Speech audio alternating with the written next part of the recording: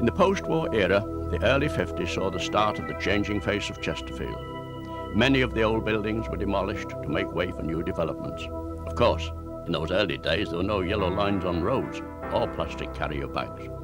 Small family grocers, butchers, ironmongers, etc. closed, and superstores, building societies and travel agents took the place. And the trend continued. So much has changed that it is quite impossible to cover all the changes in one set of slides. And it's so easy to forget what the town was like. So these photographs, taken between 1956 and 1980, form a rather nostalgic and interesting view of those early years. We start at West Street by the football ground. Through the entrance gateway, workers started to prepare the ground for Kenning's offices. In the background can be seen Reservoir House, a one-time private school known as Westmore. The building on the left, near the girls, was at one time a ladies' hairdressing salon. On maps of 1881, a gasometer stood on the open area to the left inside the gateway. By 1918, it had been removed. This photograph was taken in 1959. The offices of George Kenning, shortly after opening in 1961, built on the open area in front of Reservoir House. It is interesting to note on the next photograph how the small trees and shrubs have grown over a period of just 14 years. By this time, the property was occupied by the Water Board. They also used Reservoir House, mainly for storage. The same offices in 1975. The Severn Trent Water Board took over the premises in 1967 and remained there for 10 years, leaving in 1977. The Derbyshire County Council Social Services then moved in, making some alterations. The need for more car parking space was urgent, and the only available area was to the north, occupied by Reservoir House. Reservoir House in 1966. It was the late afternoon lighting that attracted me here. I never really thought it might eventually be demolished, but in 1979 it went to make additional parking space for the Social Services Department. During its occupation by the Water Board, it was used for storage space and by Water Board workmen on nighttime standby duty. They said the house was haunted. Although alone there, it seems they heard ghostly footsteps from time to time, and no visitors to account for them. At one time, owners of large houses notified the police when they went on holiday. A police officer would then visit each house on the list at night time. A friend, a police officer in the summer of 1939, had to visit Reservoir House and tells me it was a most eerie experience. As he went round, he felt he was not alone.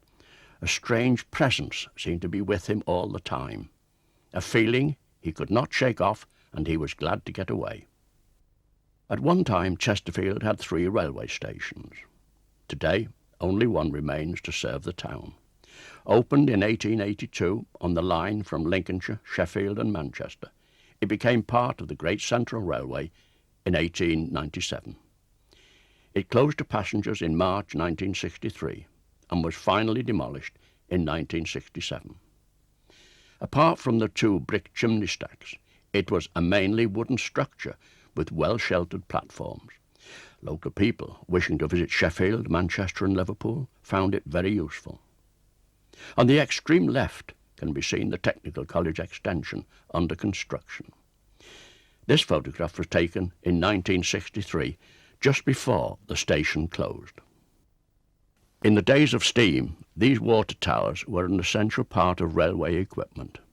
2 are visible here, photographed in that bitterly cold March of 1963.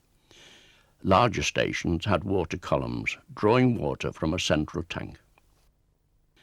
After the station officially closed to passenger traffic in March 1963, a train spotter special passed through in June of that year.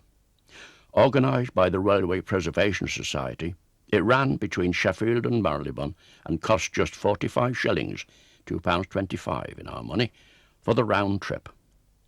The photograph shows the special, headed by the Flying Scotsman, on its journey south. The white building in the right background is the start of Arnold Laver's timber yard and DIY centre. Because of the post office development, Chetwynd House, on West Bar's Chesterfields, Lavers had to move to Brimington Road. The Central Station building and the lines have gone. Traber, now Traber Bassett, have started to expand their storage and parking area.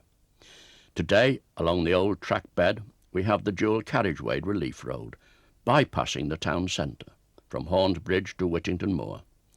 It has been called Great Central Way.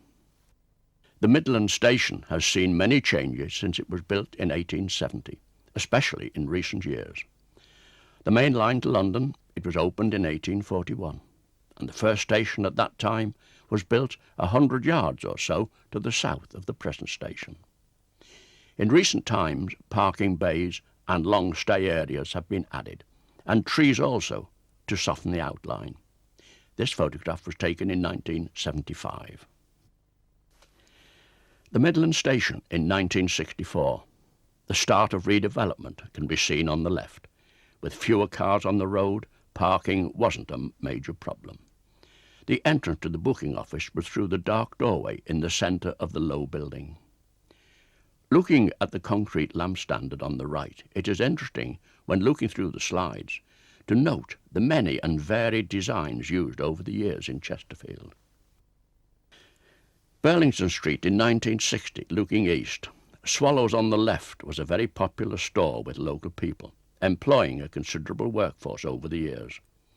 A pedestrian precinct now, Burlington Street was a busy thoroughfare. All the property on the right has gone. The capstan sign was a small tobacconist shop called Yeoman's. Fashions like cars can date a photograph. Flared skirts, such as those on the young ladies in the foreground, were popular during the 1958 to 60 period. Swallows was demolished around 1972. This photograph taken in 1975 and shows the new and rather modern development taking its place. The shop front in the right foreground belonged to Woodheads and Sons, grocers, another old established and very popular shop. Today it is the baker's oven, bread, cakes, and a cafe on Packers Row. From below the canopy of K Shoes, a view of the south side of Burlington Street, also in 1975.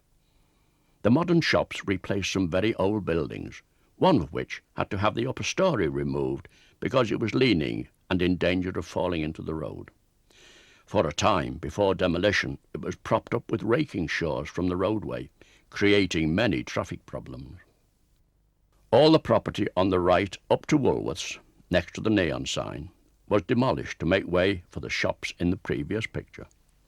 It was a single-storey building known as the Beehive that had its upper story removed around 1953 because it was in danger of falling. There was, for many years, a model of a beehive secured to the door frame seen on the right, hence the name of the shop. Although various firms in turn occupied the premises, most people referred to it as the Beehive. This photograph was taken in 1958, and demolition took place in 1961.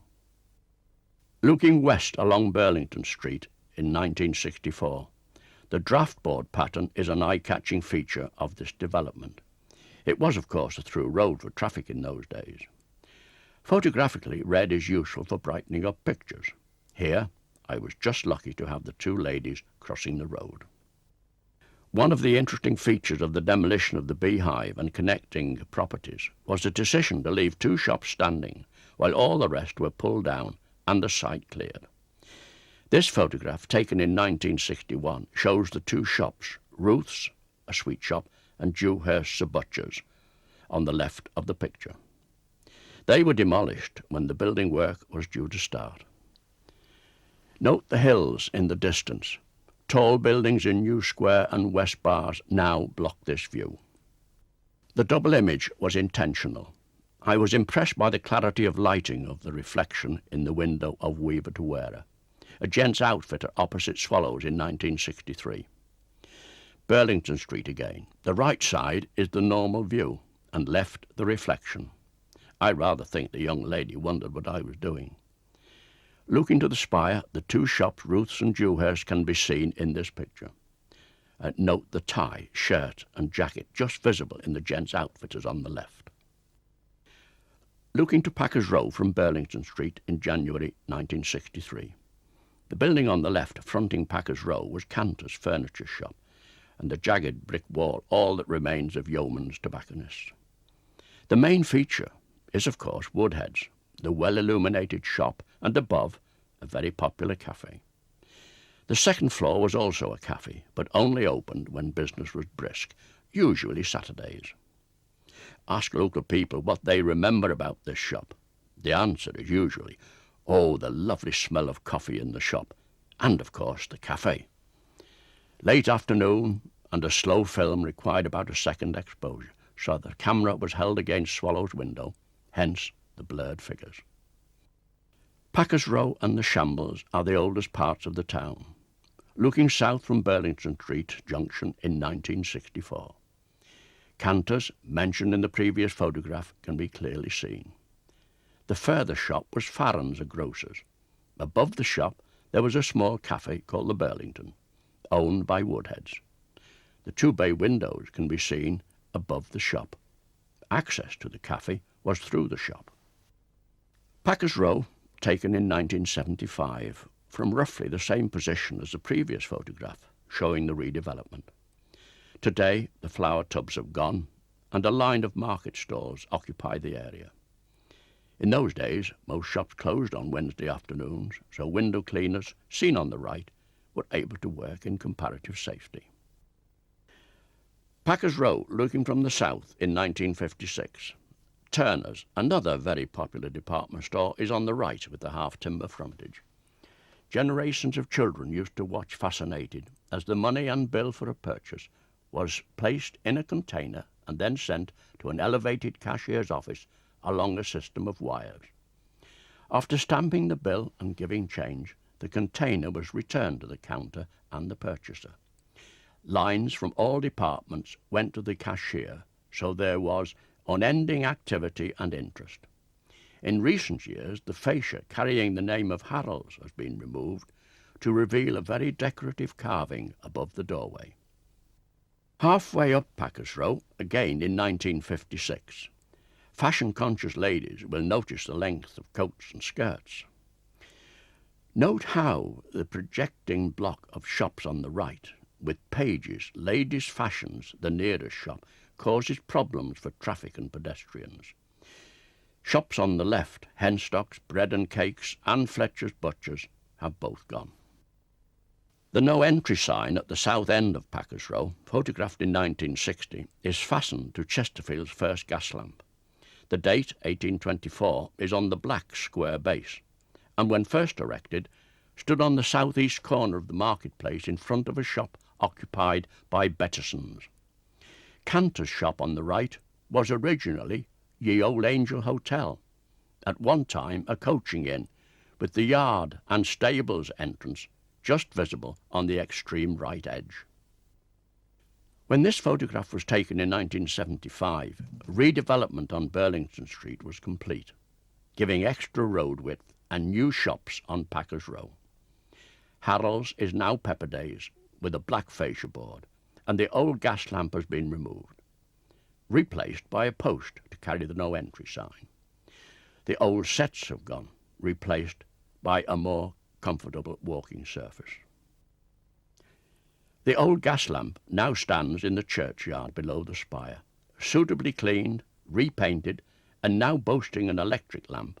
It fits well into its new surroundings, and once again illuminates a public footpath. It was photographed in autumn 1974. The north end of Packers Row above Burlington Street in 1974. It is no longer a through road, but a pedestrian area. Shops on both sides have changed hands. John Temple took over, weaver to wearer, and many changes have taken place since this photograph was taken. The half-timber frontage is the north side of Naismith's Gate. Shorter skirts of the 1970s period are in evidence here. The north end of Packers Row was a through road, as seen here when photographed in 1961, with roughly the same viewpoint as the previous photo. Swallow's as seen here, had frontages to Naismith's Gate, Packers Row and Burlington Street. The shop on the left was Weaver de Wera, a gents' outfitter. The newspaper seller was a well-known local character, with his chair, semi-table and billboards. He appeared to enjoy shouting out the headlines. In fact, with a little time to spare, one could get most of the main news without buying a paper. This photograph gives some idea of how narrow Packers Row was before the alterations. For many years, the Free Churches have held a religious parade or Whit Walk, with decorated floats, etc., on Whit Bank Holiday Monday. It is held now on Spring Bank Holiday Monday. This photograph of 1958 shows a parade headed by Whittington Corps of Drums coming along Burlington Street towards the spire. The tall building with 3 large plate glass windows centre left was Dobbs the ironmonger. Trams at one time travelled along Burlington Street, and the large windows acted as a showroom for Dobbs. People on the top deck of a tram could see, as they passed by, what Dobbs had to offer. The same viewpoint in 1975. All the old shops beyond Woolworths have gone, and the Whit Parade is now headed by the Haslam Corps of Drums. The limitation of access to cars and motorcycles along Burlington Street indicates the move to a future pedestrian precinct. This view, looking west along Burlington Street, was taken on the same day in 1975 as the previous photograph, shortly after the parade had passed by. Onlookers are now heading towards the marketplace, where the parade finally ended. Millers, a ladies' outfitters, put up a large vertical sign in place of a much smaller one. The aluminium-fronted building on the right, occupied by the Nottingham Building Society, was previously a small tobacconist's shop. More or less the same viewpoint as the previous photograph, this one, though, taken in 1964.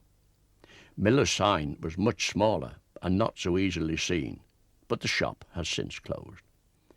The right-hand shop of W.F. Jolly was mainly a tobacconist with a few newspapers, but as many of the larger stores started selling papers, tobacco, etc., trade diminished, so the shop was eventually taken over by the Nottingham Building Society.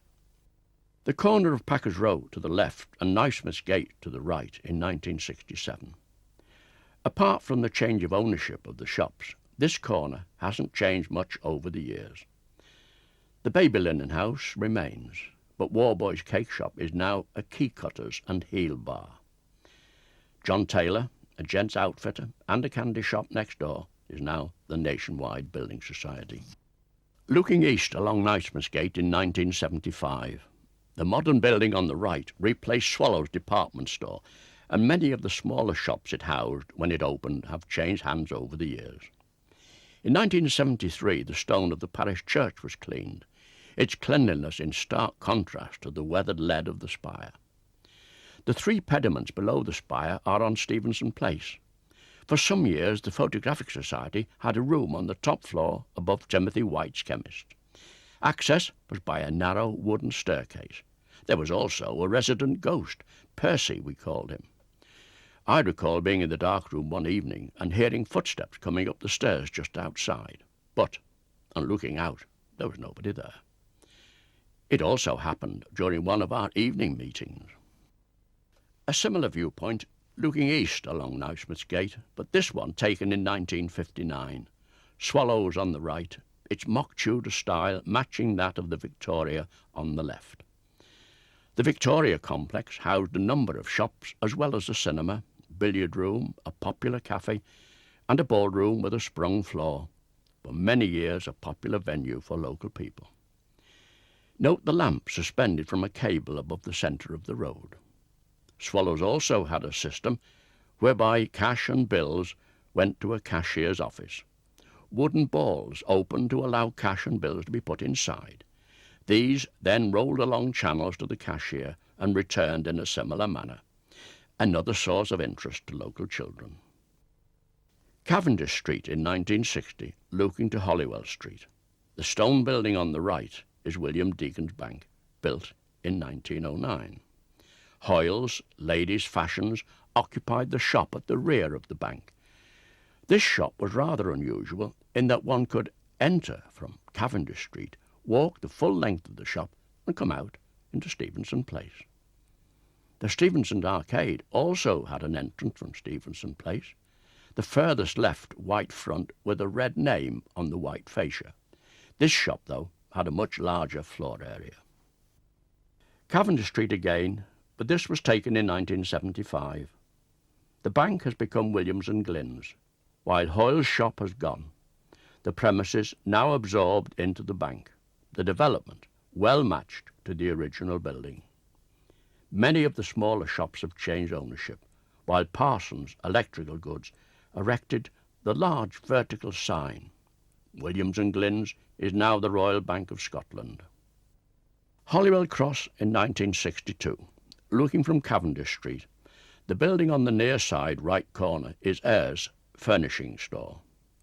To the right of the Wimpy Bar is the electricity showroom and office, although at that time it did not have a name board on the face of the building. The grey building on the left was originally an old pub, the Volunteer. When this photograph was taken, it was Sanders Insurance Services. Holywell Cross again, but in 1973.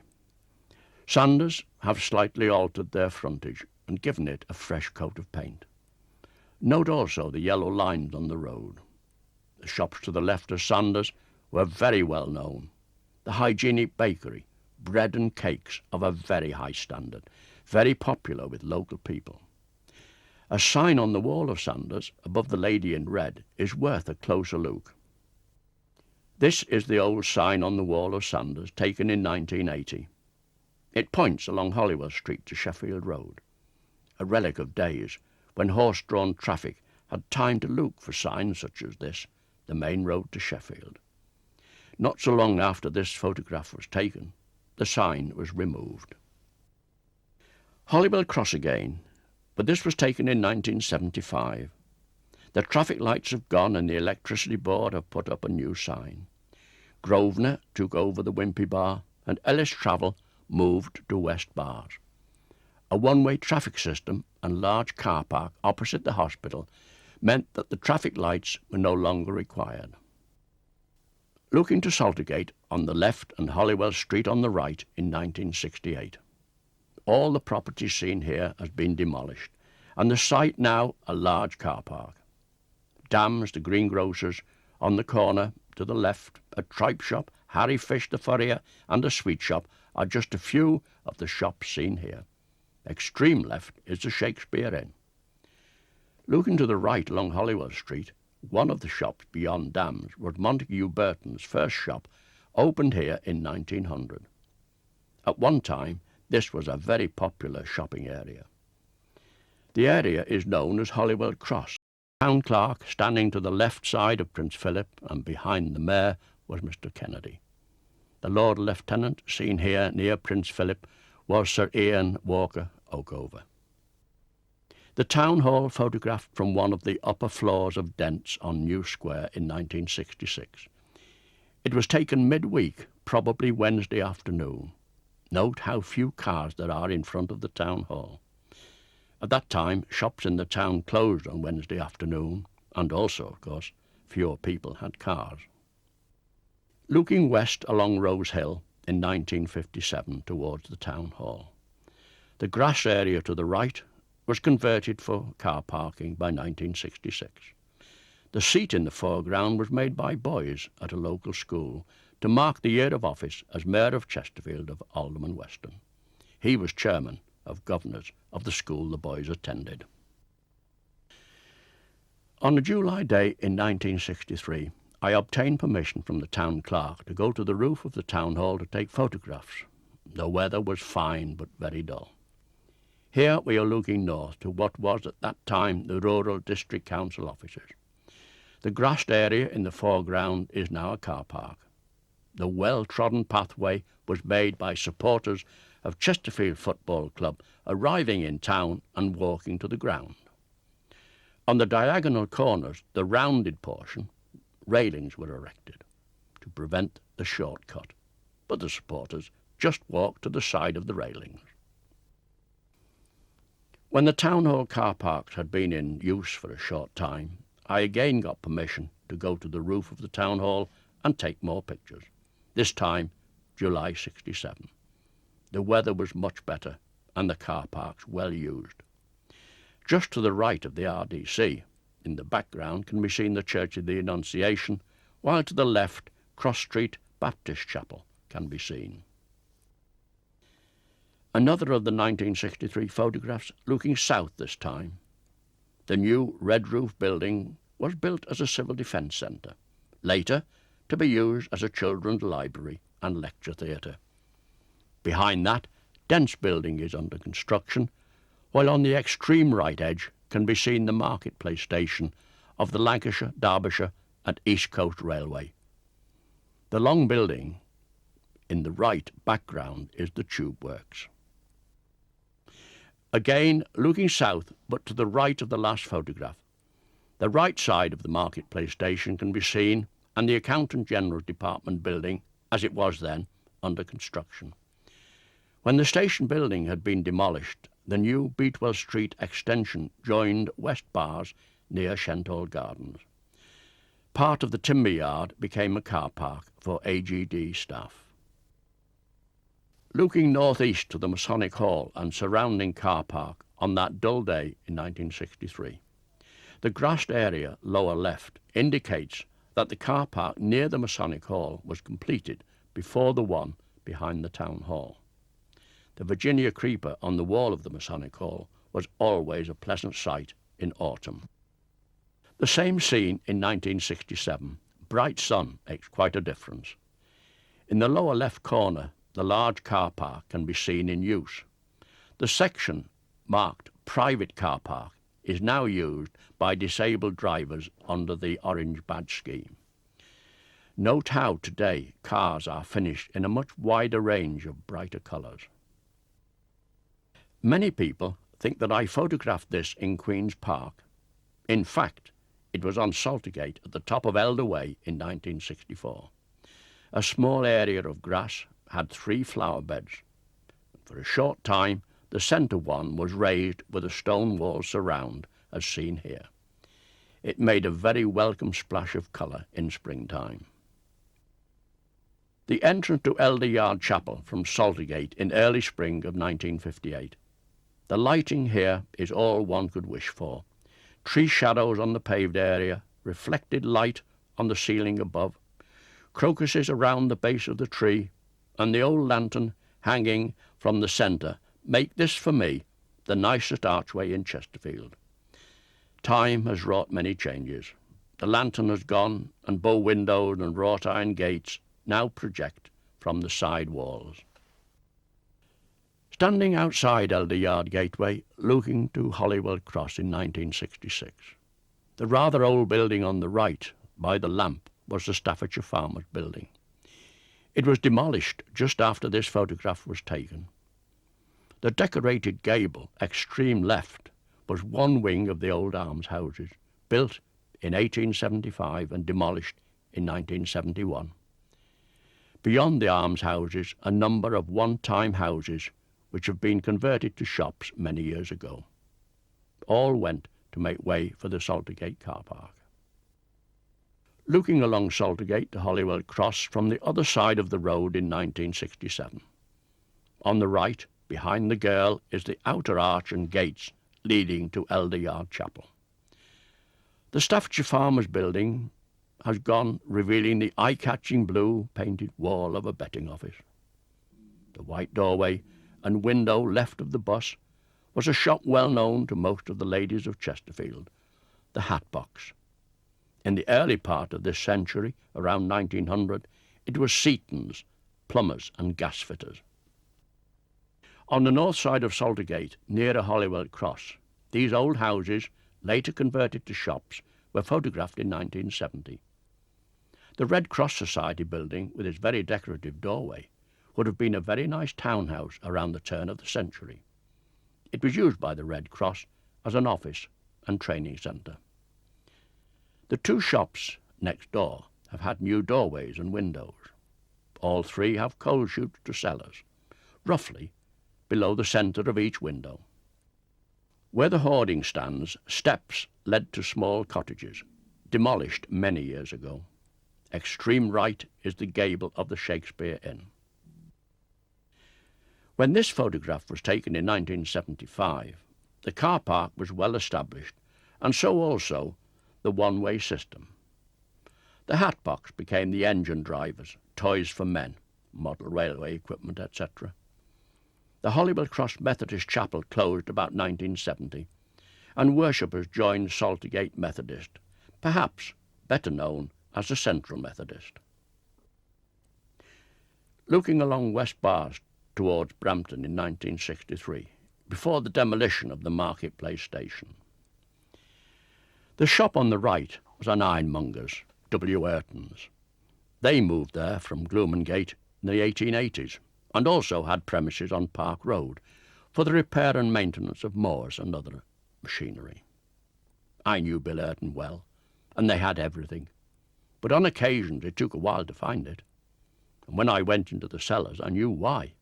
It was a very old building. Beyond Ayrton's, two small shops, one Troth's newsagent and the other Hill's, the jewellers.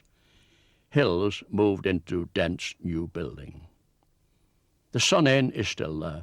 Beyond that, a paint shop and a couple more, including the Army Information Office. More or less the same view in 1975, but including Dent's new building, and what changes have taken place. The red brick building is Botham's estate agents and other offices and shops. Beyond can be seen the flag of the Army Information Office. The two cars parked next to the chemist's doorway really couldn't get much closer, and the two ladies seemed determined to have their photograph taken. Still on West Bars, looking to the AGD again in 1975, but from near Botham's on the other side. The Marketplace station has gone. It stood where the railings are, now the Portland Hotel car park. The corner of the hotel can be seen on the left. Beyond Botham's on the right can be seen the Army office with its flag. No longer a through road, the projecting pavement below the tree indicates the new main road which passes to the south side of the Portland car park.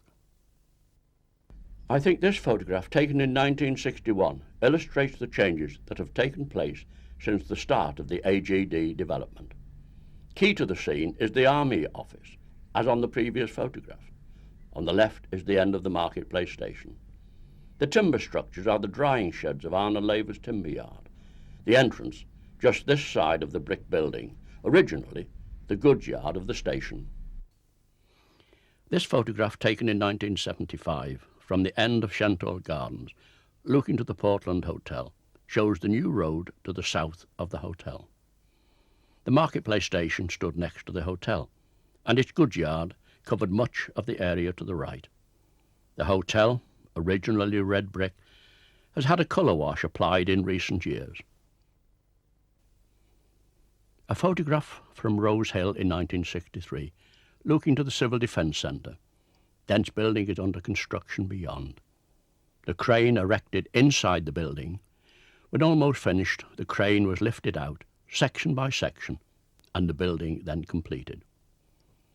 To the right of the AGD can be seen, with scaffolding, while to its left, note 3 white dormer windows projecting from the roof of the old Marketplace station. The rounded pavement ends, on the far pavement, indicate a narrow pathway seen on the next photograph. All the property on the left was demolished to make way for the Civil Defence building. The pathway can be seen in the foreground on this photograph taken in 1961. The red-roofed old stone building has all the appearances of an old farm building. To the right of that, an old pub, closed many years ago, the Star and Garter. Popular though in the early part of this century, when New Square was often called the Pig Market or Swine's Green. The Star and Garter could be approached from West Bars by a passage next to Ayrton's shop or from New Square. This view, taken in 1959, is along the Star and Garter yard from New Square. Part of the hotel fronted New Square. Many years ago, a decorator, Han Ford, had premises along this yard.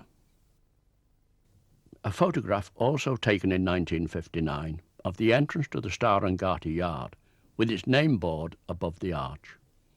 A very old building, it was in a rather sorry state, as can be seen here. It wasn't long afterwards that demolition took place, and today Dent's building stands on this site. Usually referred to as the AGD, it was built in 1963-4. This photograph, taken in 1967 along Shenthall Gardens, shows the white cladding with which it was originally covered.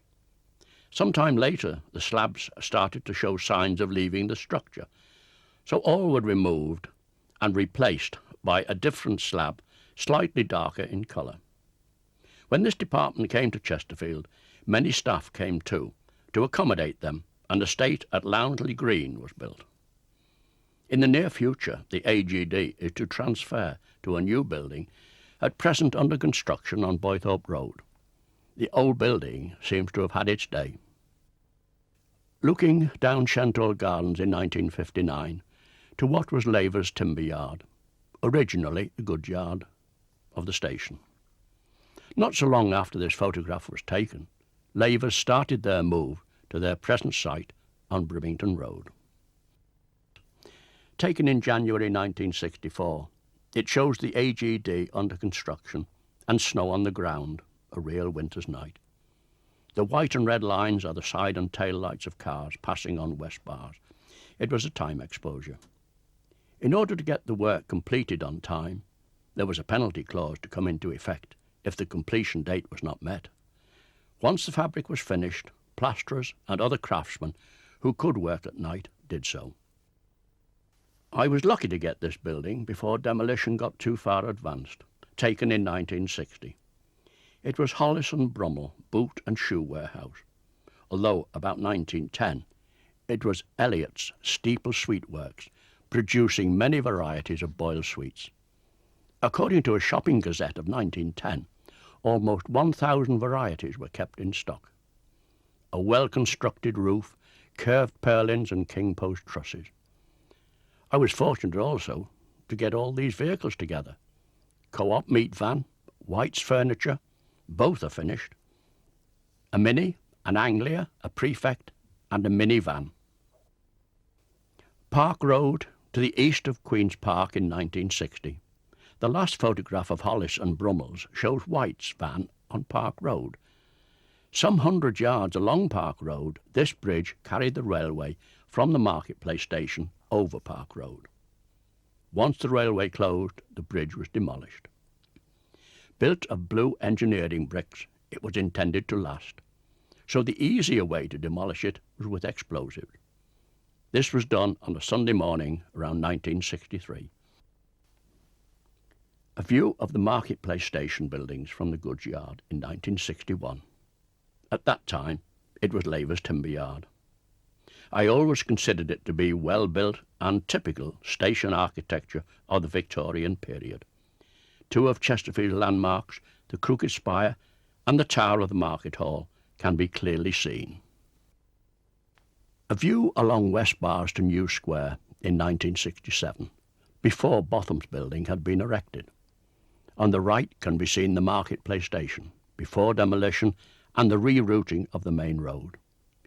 It is interesting to note that since the last photograph was taken in 1961, the top of the Market Hall tower has been removed. It was found to be dangerous and badly in need of repair.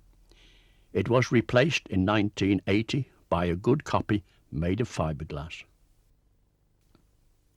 A photograph from the front of the Portland Hotel on West Bars, looking to New Square in 1959. To the left of the bus is the post office. Originally, it was across the road in the Market Hall before moving to its present location about 1886.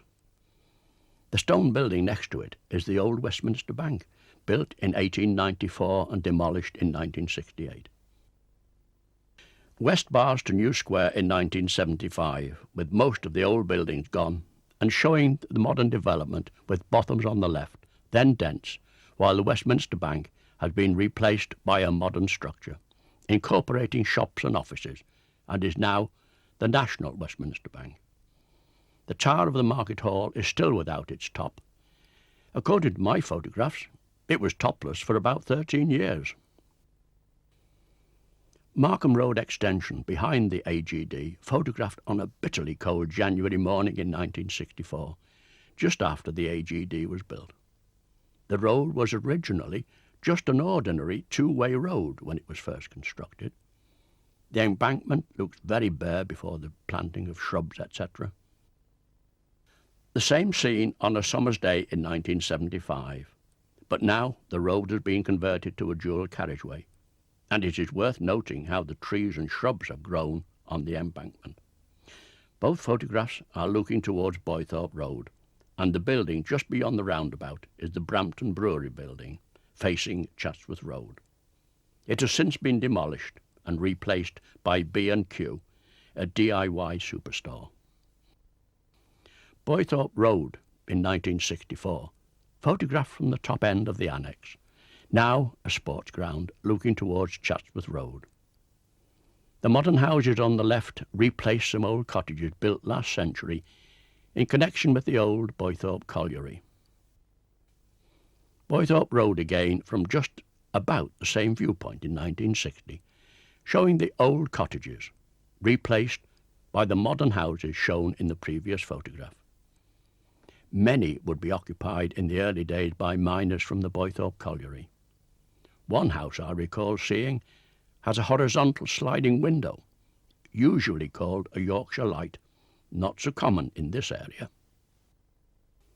For many years, the boys of William Road School used to throw the discus from this slab before it was moved. The school decided to use this area for tennis courts, so when the slab was moved by a bulldozer preparing the ground, the old ventilating shaft was discovered, a relic of the old Boythorpe Colliery. Old maps of 1898 show the colliery and ventilating shafts. It was capped before the tennis courts were laid out, and this photograph was taken in 1957. Looking along Boythorpe Road towards Chatsworth Road in 1975, the buildings beyond the houses on the left were opened by monks, builders merchants, around 1961-2. Today they are owned by Keyline and continue their original use. The garage with green doors near to monks have been altered to accommodate small business units. The right-hand one today is a glazier's. On the top of the hill in the background is the old Central School on Ashgate Road. This photograph, taken in 1960, shows a couple more of the garages seen in the last photograph. The old farm building seen here on the corner of Dock Walk was demolished just after this photograph was taken to make way for monks. It was a farm during the latter part of last century, and they used to farm the land on which Boythorpe Estate stands today. In post-war years, it was a small cafe and tea room. Queen's Park on the east side of Boythorpe Road was opened on the 21st of September 1887 to celebrate the reign of Queen Victoria. Originally, it was farmland belonging to Maynards of West Bars. T.P. Woods, the Mayor of Chesterfield, was a prime mover in this venture. The small building on the right housed a turnstile and was the entry point to cricket matches, etc., many years ago. The autumn lighting on the children's playground and swings is now just a memory. The swimming bath and leisure centre now stand on this site. This photograph was taken in 1960. The park layout is all man-made, including the lake, seen here frozen over. Park keepers usually manage to maintain an ice-free area for ducks and wildfowl. Very much a winter scene taken in 1963. Another autumn scene in the park in 1960. The building on the right background is now used as the park office, but the foreground has all changed. The bridge from the AGD crossing Markham Road comes down into the park at just this spot. Although only small, Queen's Park has provided many quiet corners for pictorial autumn and winter scenes. These I have enjoyed over the years. In this case, freshly cut grass and the sun breaking through the mist-shrouded trees make this a pleasant picture in 1960. The early months of 1963, January to March, were bitterly cold with almost continuous frost or snow. In this photograph, the small area was, with no little effort, kept clear of ice by the park staff for ducks, swans, etc. Most of the foreground is solid ice covered with snow. The sun, balanced between the branches of the tree, was not accidental. Across Boythorpe Road now to an area of ground photographed in 1976 that Robinsons cleared to make a park for their heavy transport. In the foreground is the River Hepper, while standing out clearly on the hill is the Town Hall. The white gates below the Town Hall are on Boythorpe Road and were used to close the road to traffic while railway engines and wagons crossed the road. The same scene in 1959, taken from almost the same viewpoint. The railway line was usually referred to as the Brampton branch and went along the Goyt side. At one time there were many industries in the Brampton area, and this line served them all: New Brampton colliery, potteries and clay pits, to mention just a few. Another photograph taken in 1959 showing the long gates in use. The engine and wagons travelled slowly, so one had to just be patient and wait until the gates opened again. Houses on the left are on Wheatbridge Road. Near them, another railway line crossed Boythorpe Road, Wheatbridge Road and Chatsworth Road to send coal wagons into the gasworks on the corner of Chatsworth Road and Foljambe Road. All have gone, lines and gates. The engine was built around the turn of the century. Across to the east side of Boythorpe Road and the site of the track bed of the railway. When it was all cleared away, it was laid out for a children's railway in Queen's Park, as this photograph taken in 1977 shows. This has now gone, and a car park serves a swimming bath and leisure centre. Today, there is a large roundabout at the bottom of Boythorpe Road and Foljambe Road. Looking through the trees at the top of the picture, cars can be seen coming from Boythorpe Road. In the spring of 1970, when this photograph was taken, the crocuses made the roundabout a very colourful sight. Recent pictures show that the daffodils are now growing in profusion on the roundabout, but crocuses few in number. A photograph taken in 1960, looking along Wheatbridge Road to Boythorpe Road and West Bars in the distance. Houses to left and right on Wheatbridge Road have gone, as well as the builder's merchant, Wilcoxon's, on Boythorpe Road corner, to make way for the new roundabout. The foreground road is the westbound exit from the roundabout today, while instead of the houses, B&Q, a large DIY store, has been built there. Another 1960s photograph of the junction, but this time from Boythorpe Road, showing between the houses the gas board building of 1910 at the bottom of Foljambe Road. Apart from the gas board building, all the property seen here was demolished when the road layout changed soon after this photograph was taken. From a little further up Boythorpe Road, this photograph shows the extent of the changes by 1964. It is interesting to note from the previous picture that the gas board building has had a facelift. Trees planted on the roundabout now completely block the view of the property seen here. The gas board building was demolished in 1978. Looking towards the town centre from the corner of Wheatbridge Road, here on the right, in 1959, the row of cottages on the right, known as West Row, were demolished shortly after this photograph was taken. The Co-op grocery shop on the left has become the TV repair depot for the same firm. Originally, it was situated in older premises on Boythorpe Road, now the site of the new post office building. The same corner taken in 1975 from the bottom of Foljambe Road, showing the changes that have taken place. The road junction has gone, making for an easier traffic flow, although at peak times it can get rather clogged. In place of the cottages, there is now a multi-storey car park, mainly for post office staff during working hours. At the West Bar's end of Shenthall Gardens, a view of the courthouse taken in 1966, shortly after it was opened. Modern in design, it makes an attractive picture here in early summer. Beyond low pavement, we come to central pavement, seen here in 1975. Although many of the stores have changed ownership, the buildings themselves have remained much the same for very many years, apart from exterior decoration and interior modernisation. Vicar Lane is the thoroughfare beyond the half-timber buildings. The same shops photographed in 1964, with many well-remembered names, especially Ormes and Lipton's. The arches are yard entrances, the nearest Ward's Yard, where Mellors made their ice cream. The next, Theatre Yard, the site of a theatre last century. In recent times, the entrance to the police station. At the end, Bowden's was originally the Falcon, a very old stagecoach inn. Today, a plaque on the wall denotes its history. The entrance to the yard is on the near side, and there is still an old nameplate, Falcon Yard, secured to the wall.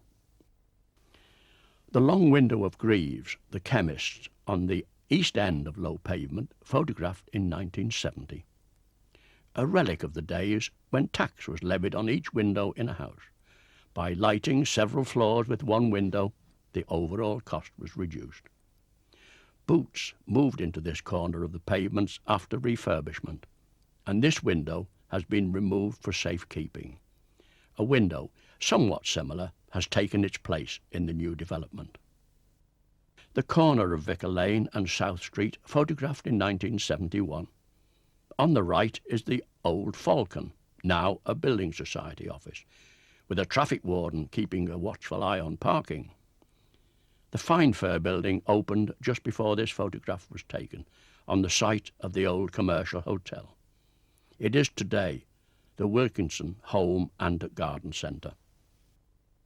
The same corner showing the commercial hotel just before demolition early in 1970. Down South Street, to the right, there was a small yard next to the hotel. That adjoined the Bricklayers Arms, a small pub that was demolished at the same time as the commercial to make way for Fine Fair. Just off Vicar Lane, on the south side, a passageway led to this quite large paved area, photographed in 1960.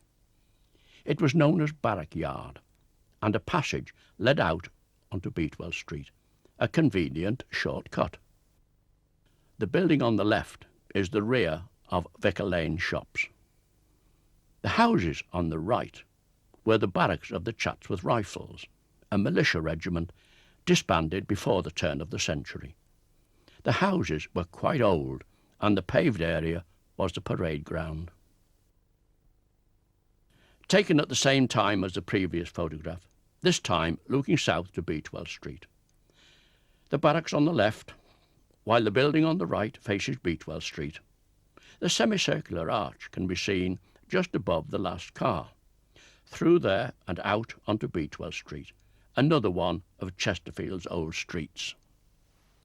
Looking east along Beatwell Street in 1958, it is worth noting the British Rail van on the left advertising trips to Blackpool, second class at 13 shillings return, just 65p today.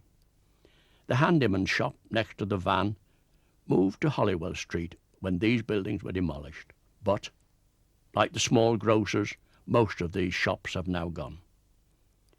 Much of the property along the left side was very old, especially the little bow window of the clogmaker's shop. Fred Nash, I think it was, usually known as Cloggy Nash. At the far end of the tall block, Else had a pawn shop there, moving to Saltergate later. All the property has gone to make way for a road widening scheme. Looking along Saltergate towards Holywell Cross in 1973, the foreground road to the right is Elder Way. The start of clearing for the future car park is underway. Some stone cottages and a yard have already gone. The small corner shop on the left was a boot and shoe repairer who moved to Hasland when this property was demolished. A photograph of 1964 showing on the left the end of the small garden where the crocuses shown earlier in the stones around were photographed. The stone cottages mentioned in the previous photo can be seen here. The left-hand one has been converted for use as a plumber's and central heating shop. The cobbler's shop and yard entrance can be seen on the right of the cottages.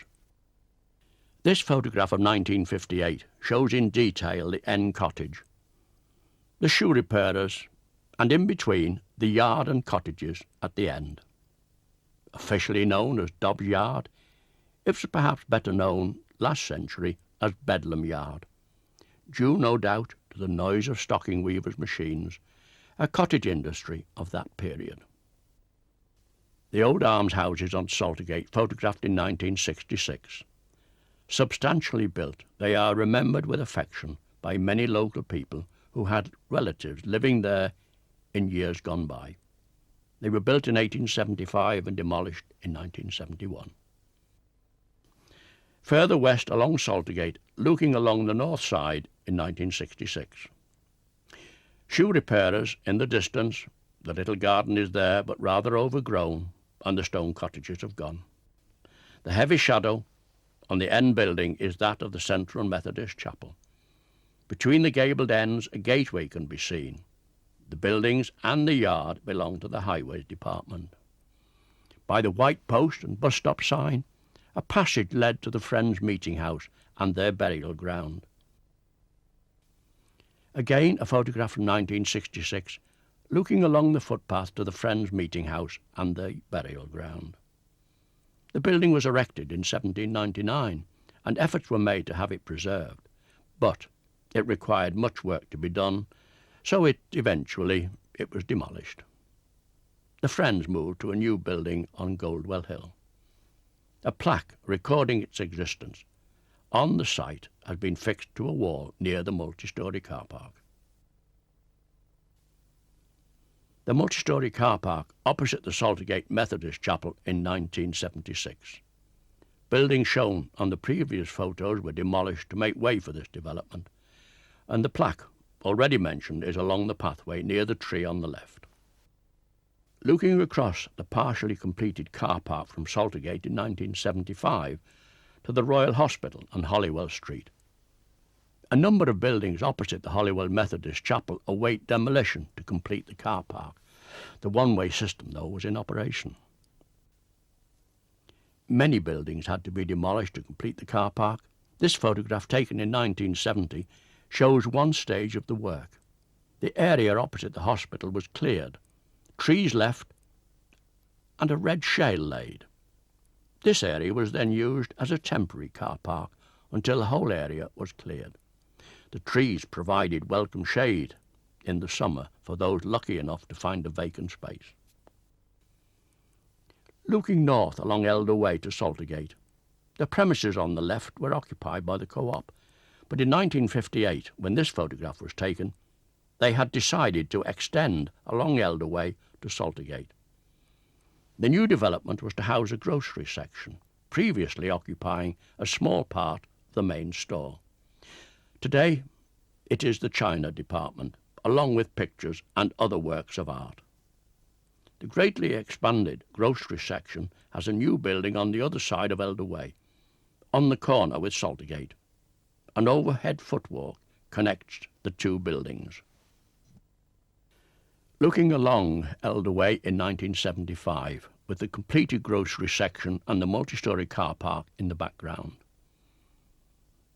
It is perhaps interesting to note that Elder Way was at one time just a very narrow passageway. The old name was retained after road widening and rebuilding. Looking down from the top of the multi-storey car park towards the Royal Hospital in 1975.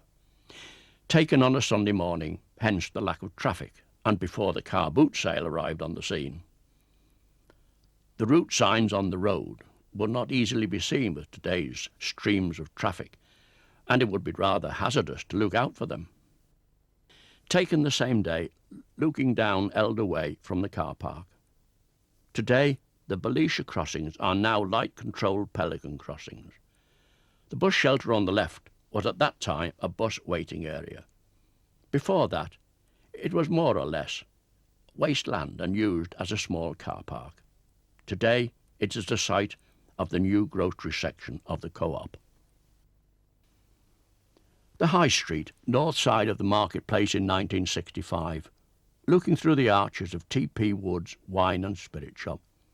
The market stalls and dense old shop can be seen in New Square. For many years, T.P. Woods produced an almanac annually. Today, these are quite collectible and treasured by local people. Looking along the High Street to Gloomingate and the Westminster Bank in 1966. Apart from the Midland Bank, on the near corner of Gloomingate, all the rest have gone to make way for Littlewoods and Marks and Spencer's. Next to the Midland Bank, Snelson's, a radio shop with the large signboard, for a short time took over the shop that at one time had been Montague Burton's before they moved to Burlington Street. This photograph shows the development by 1970, the new Westminster Bank on the far corner of Gloomingate and Littlewood store. Mac Fisheries, seen here, eventually moved out to allow the further development of Marks and Spencer's. Today, the whole of this area is a very busy part of the town. Looking to West Bars in 1957, in those days, nearly 40 years ago, there wasn't very much traffic on the road as this photograph shows. Dent's shop in the corner has occupied the site since the early part of this century, although now, in a larger building, it is one of the few family-run businesses remaining from those early days. The shop on the right, with square spectacles, was occupied by Sandy Smart, Dent's optician. Parking in the marketplace and New Square was permitted and free on days other than market days. A photograph of New Square and West Bars taken from the Market Hall in 1961. Apart from the Portland Hotel on the left, all the other property has gone. Judging by the number of stalls, it was a very busy place on a Saturday morning, and of course, it was a through road in those days. During the demolition of their shop in 1961 too, Dent's moved into a large hut or chalet. Much of the old building has gone, and even though there are traffic lights on the corner with Park Road and West Bars, note the car parked on the right, perhaps going to collect a prescription. The large steel box near the parked car was at one time the junction box for the trams using this route to Brampton. A rare view of the town hall in 1962. Excavation work for the basement and foundations started shortly after this photograph was taken. The house behind Dent's is a listed building. Archbishop Secker was born there and was Archbishop of Canterbury in 1758. He was later chaplain to George III. The building seems to have had a variety of uses: telephone exchange, council offices, food office, just to name a few.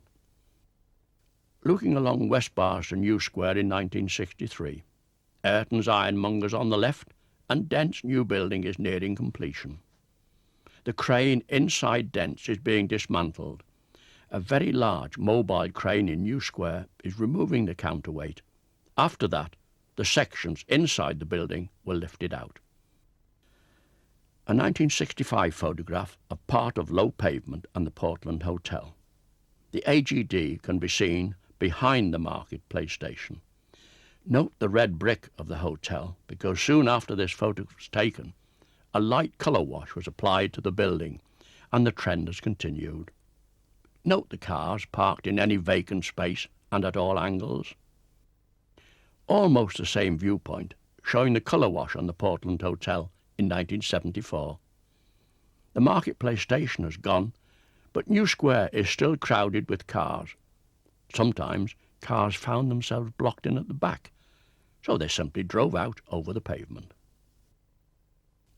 On the south side of Beatwell Street, the old Spread Eagle pub and its adjoining yard stand, little changed over the years. Last century, many rows of these yards stood side by side, each having rows of small cottages down each side. They were known as the dog kennels, and are so named on maps of the period. Beatwell Street in 1974. The handymans, the clogmakers and all the other shops have gone. The road has been widened and a row of porter cabins have been placed in position, ready to have a footwalk laid. All the cabins have now gone and it is a car park. Buildings on the right too have gone to make way for a new police station. In days long gone, so I'm told, in summertime, children going to school would hand in loaves prepared by their mother to a baker on Beatwell Street for baking.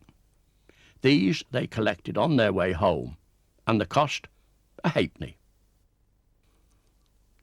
Looking along Beatwell Street from a position near the Spread Eagle in 1964, the road was widened not long before this photograph was taken. From the near gable, a corner shop had been demolished. Legard's on South Street, a well-known shop dealing in leather goods, was demolished not so long afterwards to reduce the bottleneck. On the left, projecting well out into the road, is the old courthouse, built in 1879 and demolished around 1970. The bowling green behind the courthouse used the lower portion as a club room. Another one of the many little yards along Beatwell Street in 1973. This one, because of its whitewash, bow window and flower bed, reminds me of Italy. It was next to halls, antiques and gunsmiths on the south side of the street. Looking west along Beatwell Street again, but from a point further back, taken in 1974. It shows many changes. Legard's and the courthouse have gone, so traffic is no longer restricted because of the bottleneck. The AGD can be seen clearly. The projecting courthouse hid most of that in the 1964 photograph. Stanley Kirk, left foreground, was a small family firm of tinsmiths, and now, like Hal Hainsworth's, just memories. A photograph taken from Hipper Street south, looking north-west to Markham Road in 1964. The large building on the right in recent times was known as Harrison's Shoe Warehouse on Markham Road. It was, though, one of Chesterfield's oldest industrial buildings, a silk mill built about 1750. Very many years ago, there was a silk mill yard on the far side of Markham Road. Only a tiny portion remains today off Tontine Road. Many of the mill's workers lived in the cottages in that yard. The same viewpoint was used for this photograph in 1975. The old silk mill has gone, and so also has the row of houses that stood to the left of the roadway. The building with the tall chimney was the old slipper baths, a small craft centre today. A photograph taken from a window in Townrose Mill off Lordsmill Street in 1958. The foreground roof is that of Hipper Street School with the playground just beyond. The road is Markham Road, the tanker heading for the junction with Lordsmill Street. The larger building behind the tanker is part of a builder's merchant. The stockyard can be seen at the back. Property to the right consisted mainly of old shops and houses. All were demolished to make way for a large roundabout, and modern buildings are seen in the next photograph. The same viewpoint in 1974, but what changes have taken place? The ridge of the school roof, now the teacher's centre, can be seen at the bottom. The large roundabout and the tall buildings, the tax office, the large windows and flat roof and exhaust centre. Hidden behind the tall building, another modern building, with just 4 of its windows showing above the shadow area, extreme left. It is a new bingo hall. From that same window in 1958, just a view of the corner of the school playground and a portion of Markham Road, almost at its junction with Lordsmill Street. In the lower right corner there is a glimpse of Lordsmill Street and the entrance passage to Townrose Mill. All the foreground property seen here has gone. Hornsbridge, Lordsmill Street, at its junction with Derby Road right and Haslam Road to the left, taken in 1960. The Horns Hotel is on the left and shops to Haslam Road corner. Note also the signal box. Houses on the right had another road going off at right angles to the main road, known as Central Terrace. At this point, 3 railway lines crossed: the High Bridge from the Marketplace station, the Midland Line just below, and in a tunnel under the road, the Great Central Line. Today, this area has changed beyond all recognition.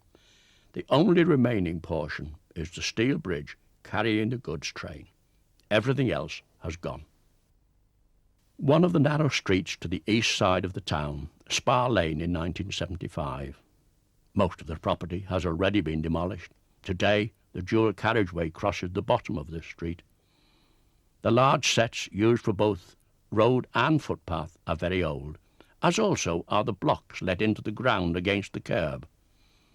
These are a reminder of the horse-drawn cart days when, on hills, the wheel of the cart could be lodged firmly against the block to relieve the strain on the horse and the brake when standing on a hill. South Street, looking to Turner's on the corner of Vicar Lane in 1963. Turner's was another family business dating from 1845. The odd gable above the corner of the store was a local landmark and a topic for discussion.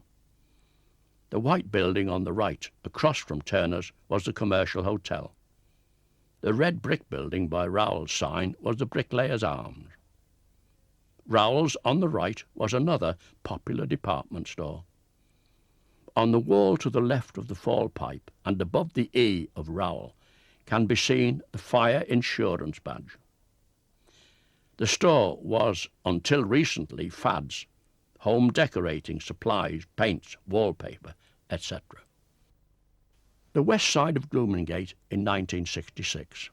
Since this photograph was taken, the general furnishing store has gone, and it is now the office of an estate agent. Thomas Brayshaw carries on, but under the name of Brayshaw Johnson Stationers. General Furnishing moved into this shop from premises across the road around 1964. The same shops on Gloomingate photographed in 1963. Both shops were printers and stationers, but eventually Bales and Wild moved out, not long after this photograph was taken. The doorway led to the Acme printing works of Thomas Brayshaw.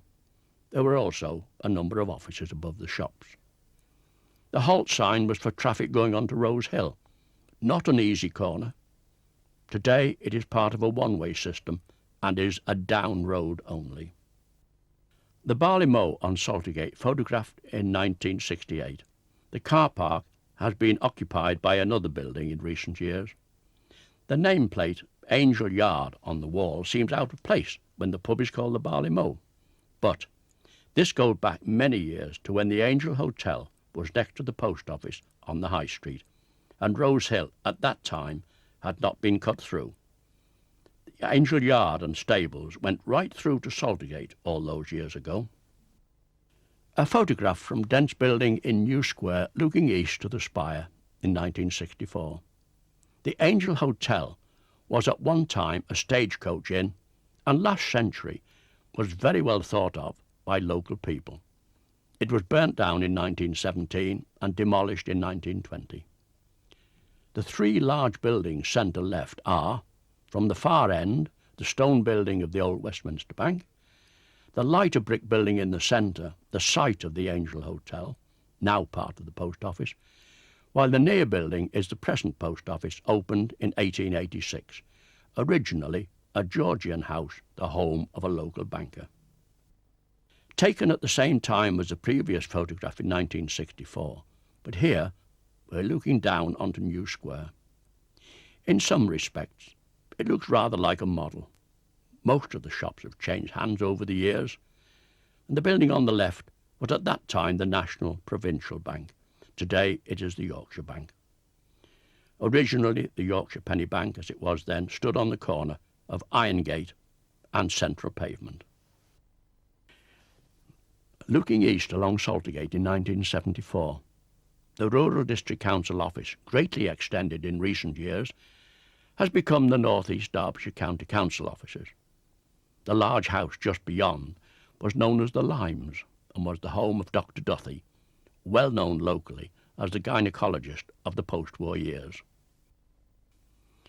Taken in 1977, just 3 years after the last photograph was taken, and the Limes has gone. On the site, the first part of the extension of the County Council offices can be seen on the right. In recent times, the centre section has been filled in, and just lately, what appears to be a penthouse has been added to the top of the right-hand building.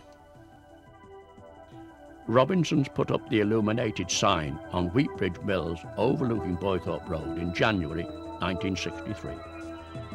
The ice and snow in the foreground was the site of the cottages known as West Row.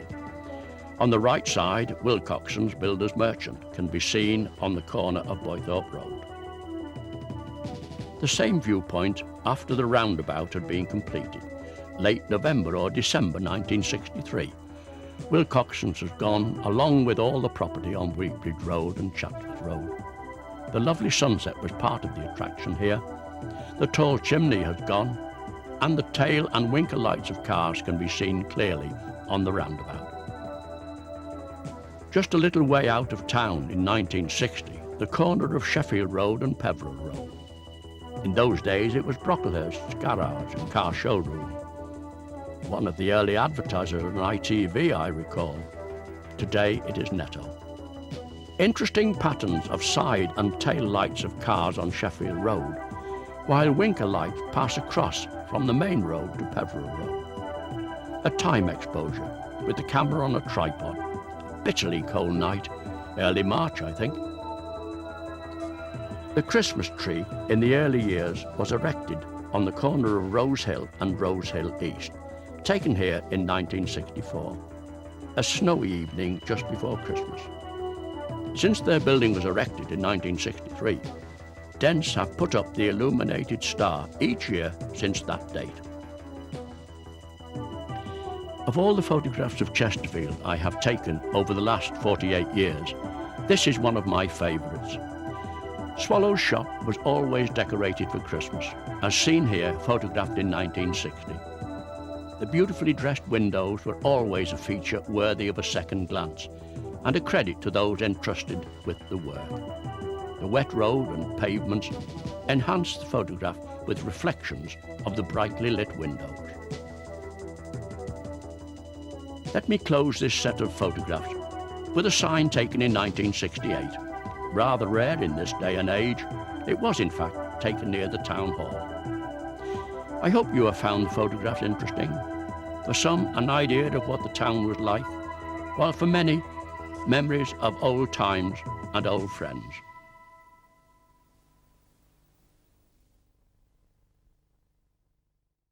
And it seems that before the turn of the century, there was a cross somewhere near this corner, but no trace remains.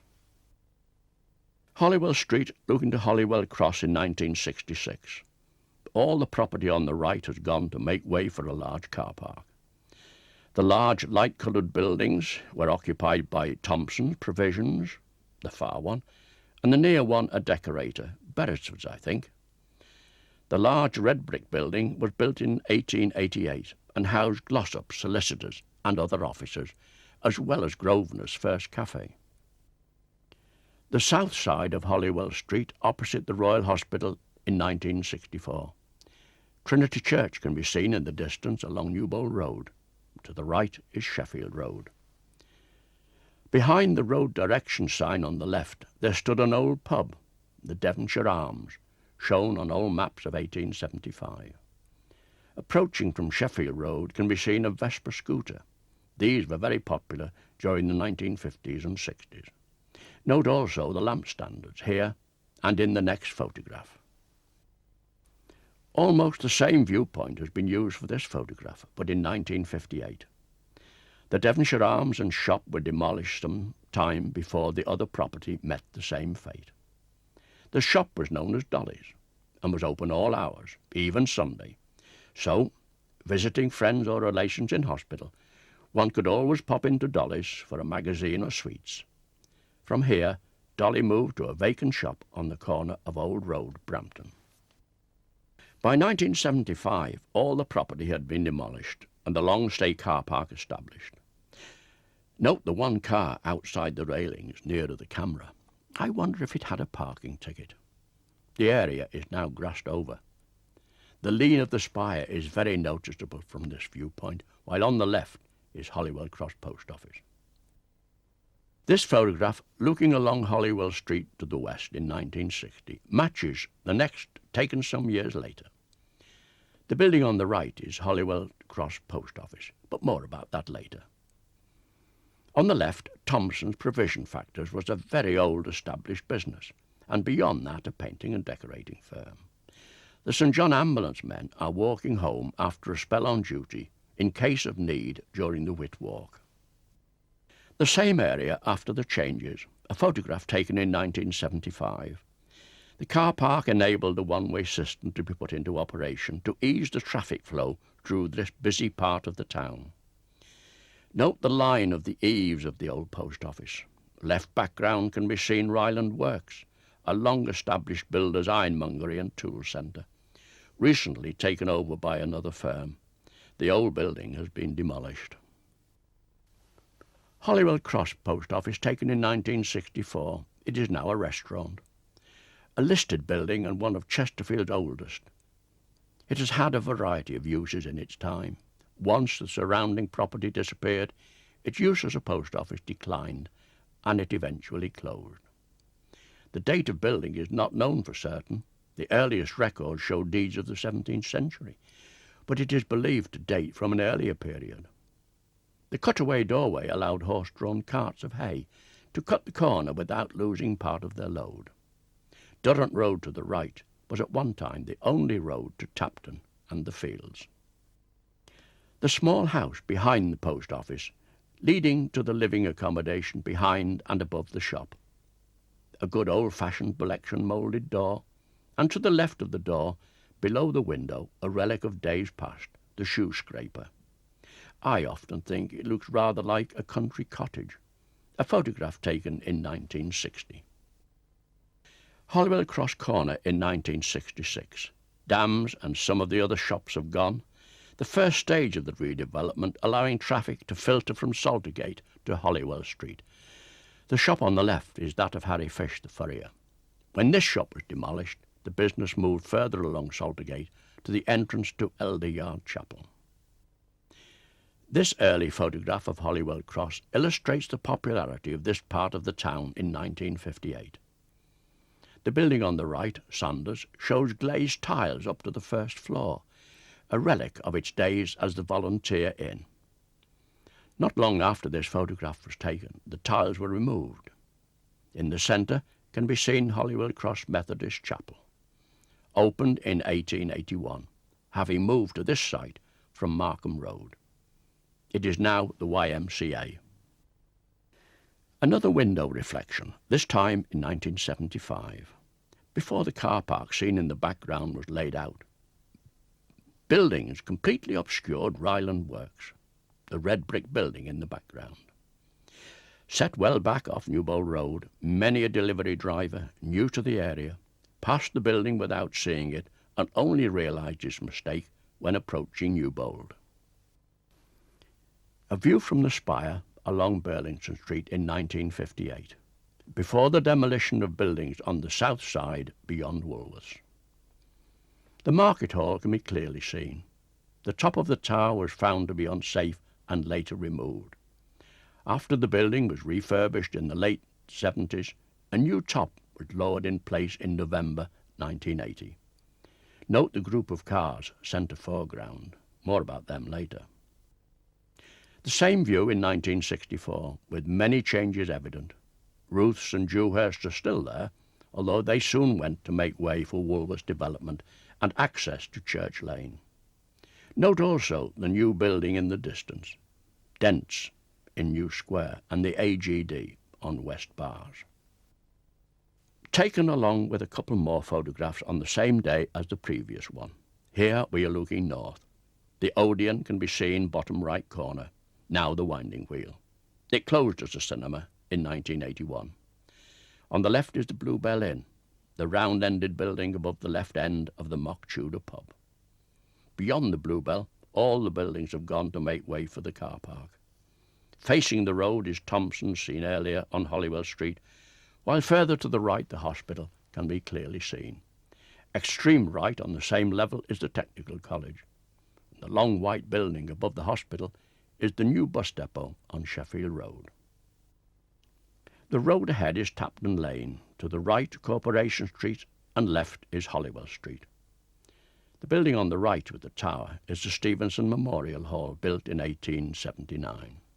Extreme left on Holywell Street is the Buck Inn, still supplying liquid refreshment, although most of the shops have changed hands. Down Tapton Lane, the white building was the Railway Inn. It was demolished shortly after this photograph was taken. Opposite the Railway Inn across Tapton Lane, the large building was Ayres Cabinet Works, where craftsmen made and repaired some fine furniture. Like the Central Station to the left, all this went to make way for the Relief Road. This time we look south in 1964, along Lawsmouth Street to the high-level railway line from the Marketplace Station to the East Coast. Opened in 1897, it finally closed to passenger traffic in December 1951 and freight in March 1957. Most of the property on the left behind the shops has been demolished. The flat-top building to the right of Lawsmouth Street faced Beatwell Street and was a car showroom owned by J. Bolt. Although not an old building, it was demolished to make way for a bingo hall and other large modern buildings. A colourful display of spring flowers in Alpine Gardens below the spire in 1964. The fascia board is above two modern shops built about 1962. For a short time, limited parking was available just outside the spire. Looking to the two shops mentioned earlier from Burlington Street in 1976. A doorway between the shops gave access to stairs leading to a first-floor cafe, the Burlington. This replaced the Packers Row Burlington, demolished some years earlier. Note how clearly visible is the parish church and the pathways through the churchyard compared to the next photograph. Alpine Gardens in 1960, the scene before the shops opened. The green hut sheltered the collector of fees for car parking. No free parking there. Note also how overgrown was the churchyard. Trees and shrubs made it very dark during the hours of darkness. The few lamps did little to light the pathways. The bright section of lead, 40 feet in length, was put in place after repairs to the timber structure of the spire. Some of the old timbers had to be replaced. At the same time, a new weather vane was added during these repairs between 1950 and 1952. The stonework of the parish church was cleaned in 1973. In one way, it served to emphasise the twist of the structure. The new lead at the top has toned down well and matches well the older lead of earlier years. The Buck Inn on Holywell Street, with the spring flowers of the churchyard making a colourful scene in 1960, not unlike a small country town really.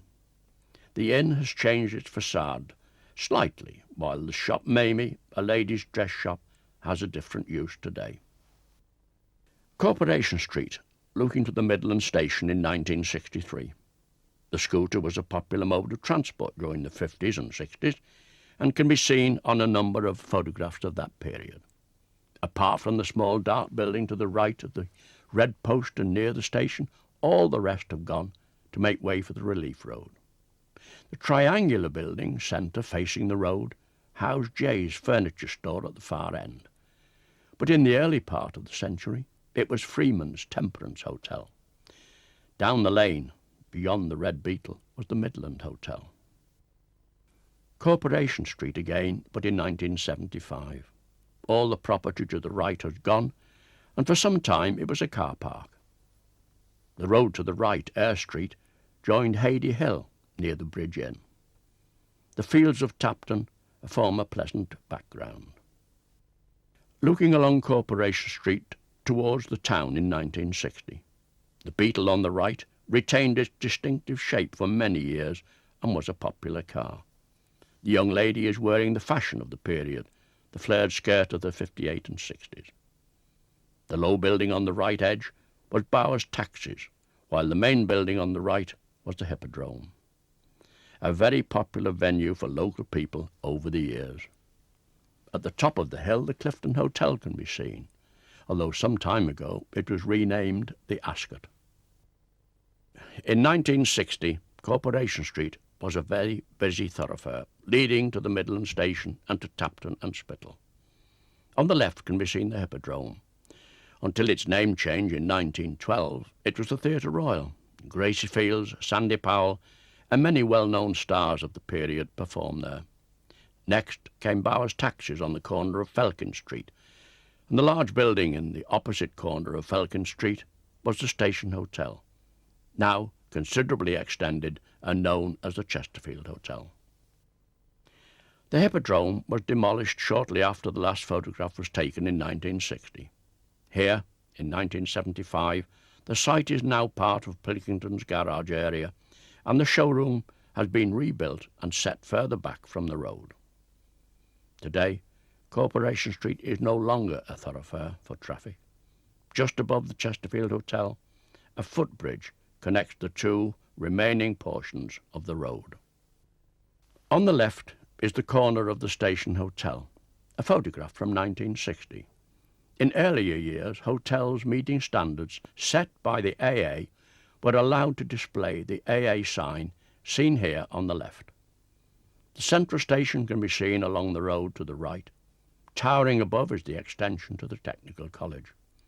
The pairs of white panels down the front were knocked out when the forward extension was completed to allow access. The main block was of brick construction, while the forward section was of panel construction.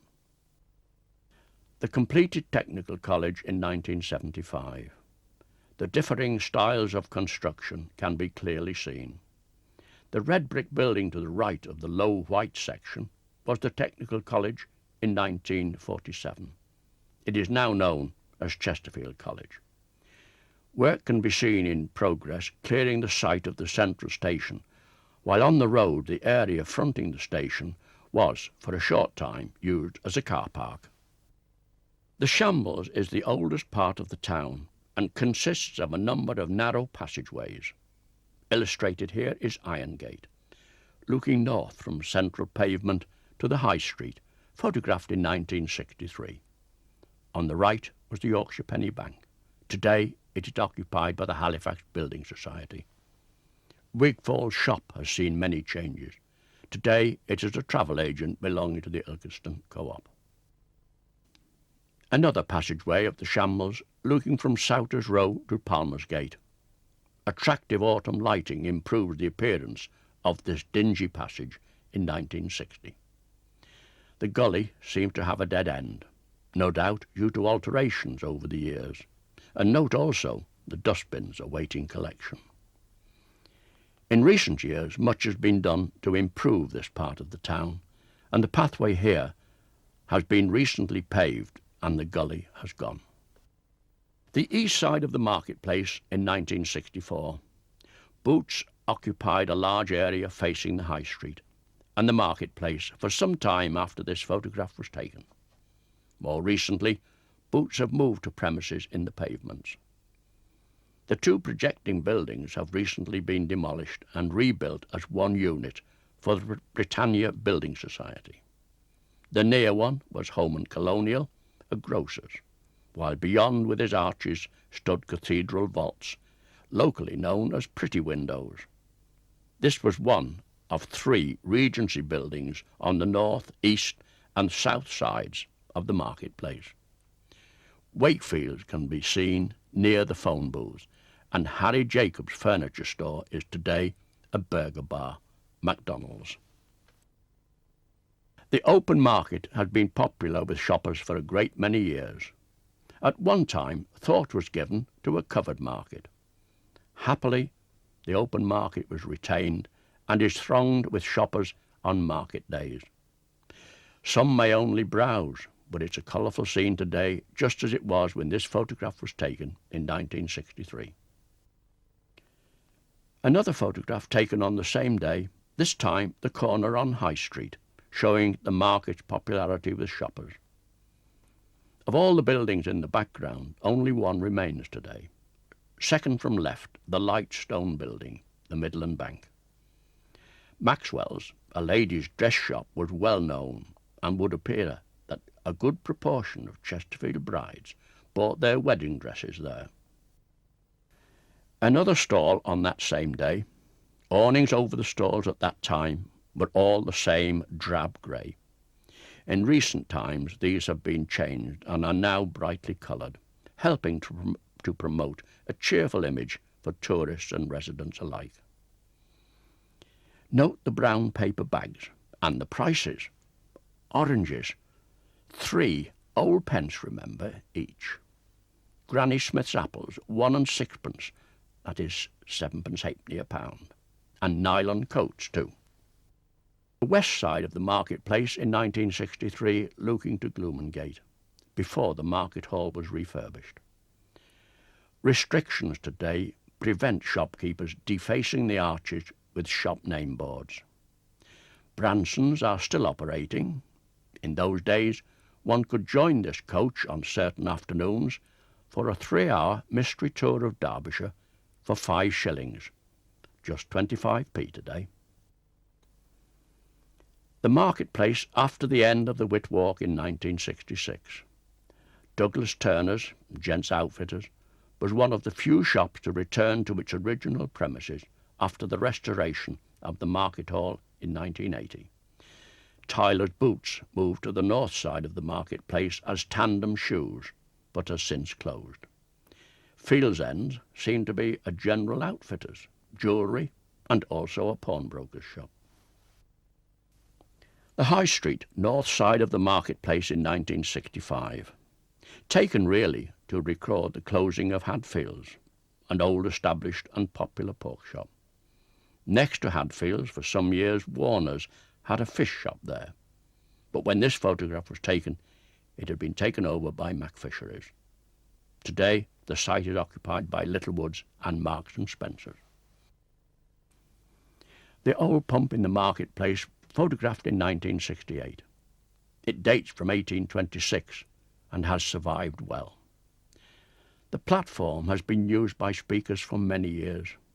In 1777, John Wesley visited the town and spoke from the platform. If the base was there, I wondered if the present pump replaced an earlier version. In recent years, it has been tastefully painted, greatly improving its appearance.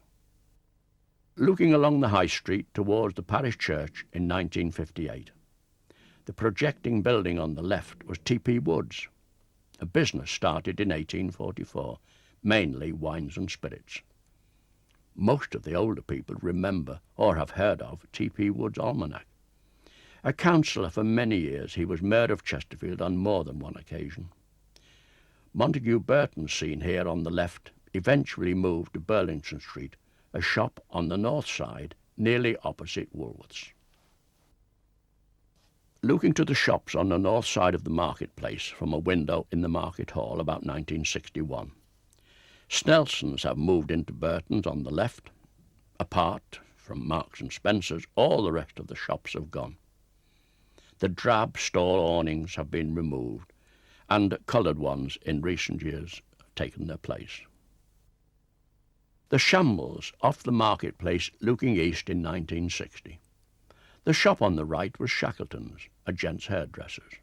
When it closed about 1978, Lloyd's Bank took over the premises and developed it to match the rest of the building. Beyond that is the Royal Oak, a very old inn. Further on again, by the Cola sign, there was a very well patronised fish and chip shop, especially at lunchtime, so I'm told. The red door on the left was Morris's pet shop. They also had electrical goods. The stone slabs on edge at one time supported a wooden frame butcher's shop, and the wall extreme left is that of cathedral vaults. The Royal Oak in the Shambles, reputed to have been built before the 13th century. The projecting upper story is interesting. It was mentioned as an inn as long ago as 1722, and is considered to be one of the oldest in the country. In the days of the Crusades, it is reported as being a meeting place for the Knights Templar, and this photograph was taken in 1967. Looking along Shenthall Gardens to the Town Hall in 1964. Built in 1938, it stands on a prominent position facing south. The two large trees framing the building have been felled in recent years, and the lamp standards replaced. In 1959, Chesterfield twinned with Darmstadt. This photograph, taken in 1960, shows the Mayor of Darmstadt receiving the casket containing the scroll of friendship from the Mayor of Chesterfield, Councillor Hadfield. The town clerk at the time was Mr. Clegg, seen here sitting extreme left on the platform. In 1963, Her Royal Highness the Princess Margaret visited Chesterfield and some of the local industries.